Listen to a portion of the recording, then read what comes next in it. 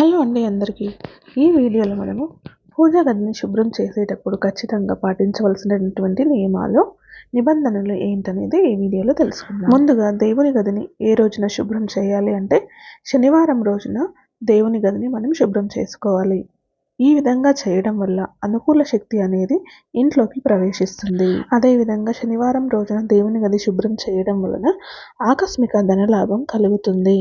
దేవుని గదిని శుభ్రం చేసిన తరువాత గంగా జలాన్ని చల్లాలి. ఈ విధంగా గంగాజలం చల్లడం ద్వారా లక్ష్మీదేవి అనుగ్రహం కలుగుతుంది. దేవుడికి పూజ చేసేటప్పుడు మనం దీపం ఖచ్చితంగా వెలిగించాలి. లేకపోతే పూజ అనేది అసంపూర్ణంగా ఉంటుంది.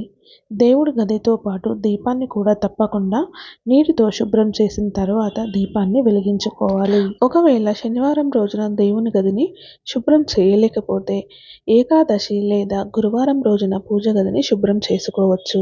ఇలా చేయడం ద్వారా కూడా మనకి లక్ష్మీదేవి అనుగ్రహం కలుగుతుంది. పూజ గది శుభ్రం చేసే సమయంలో దేవుని విగ్రహాలు, పటాలు నేలపై ఎట్టి పరిస్థితుల్లోనూ పెట్టకూడదు.